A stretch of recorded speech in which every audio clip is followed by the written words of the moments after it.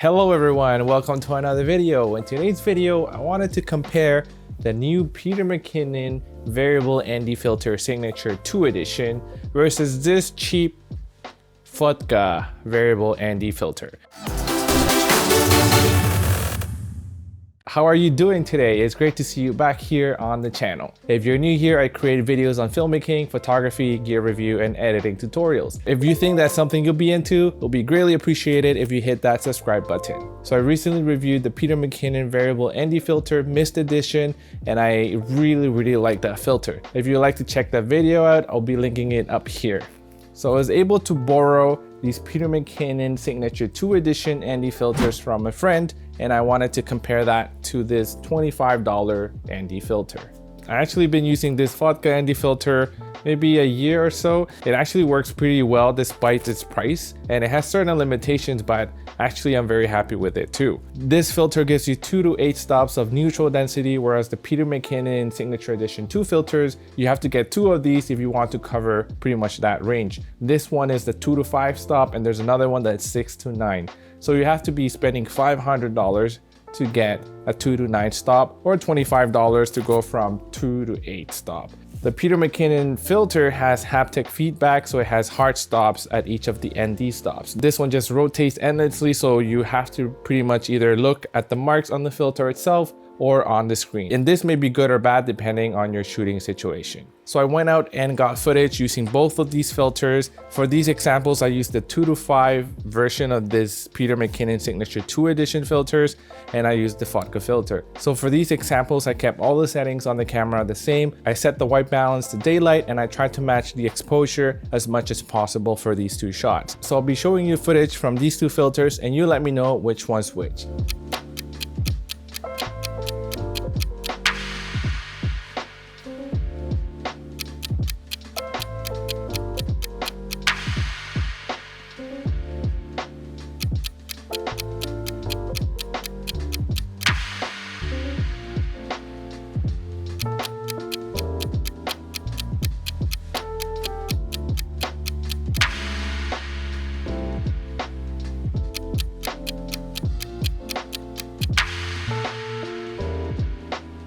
So how many did you get right? Honestly, it was very difficult for myself as well as I was editing this footage to tell the difference between these two filters. So at first glance, or maybe if you're creating content for the web, there might not be a huge difference in the footage that you get out of these two filters. But let's talk a little bit more about the footage that we got. In terms of color casting, I felt that the Fotga had a little bit more of a warmer tint, warmer color cast, whereas the Peter McKinnon one had a more of a cool, more of a blue cast on the footage. I personally like that slight warmer tone that this filter gave me, but if you wanted something warmer on the footage that you got from this, you could just color correct that too. So in terms of vignetting on these two ND filters, it was very apparent on the cheaper one. And this is where I think this filter starts to really show its limitations. You get the cross polarization and vignetting, meaning the X on your footage, a lot sooner as you get to a higher ND stop. Granted, this is only very apparent when you're using a very wide angle lens. In this case, I was at a focal length of 17mm,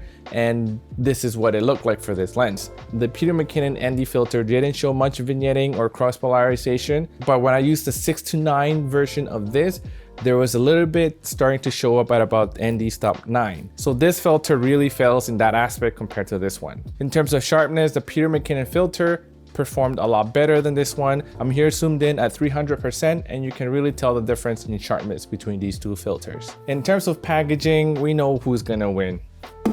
The Peter McKinnon filter obviously really excels in its packaging, and in this new design, not only does it have haptic feedback, but you can also put this filter on a camera lens without actually touching the filter itself. The design is very sleek, and it really looks like it's pro. Whereas this Fotga one comes in its basic packaging, plastic packaging, very basic. And I guess that's one of the reasons why the price is so low on this filter. So now that we've seen some of the footage out of these two filters, which one should you get? If you're starting out and if you are on a budget, don't be afraid to get this one. Honestly, I've gotten really nice footage out of this one.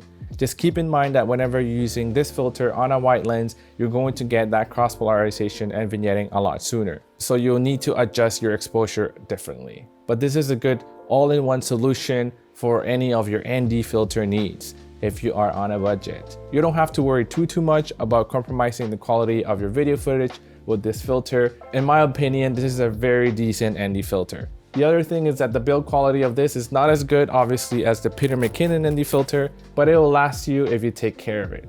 Now, the Peter McKinnon ND filter is an exceptional ND filter. It's really well built and the quality of the glass is amazing. This filter is a lot sharper than the other one, and it just gives you a nice user experience. You do pay a premium for this filter. It's way more expensive than this other one, but you'll be happy to know that this will be a filter that you'll be using for years and years to come, unless you purposely break it. And also, if you do a lot of client work, you probably have the budget to get something like this. But if you're someone who's starting out or don't have too much budget after spending all your money on lenses and camera bodies and gimbals and mics, and you just need an ND filter, this is going to do the job. So this is it for today. Let me know in the comments below what you thought about the footage coming out of this Fotga filter. And again, if you haven't subscribed, please hit that subscribe button. Your support will be greatly appreciated. If you enjoyed this video and you learned something new, please hit that like button. And that is all for today, guys. Until next time.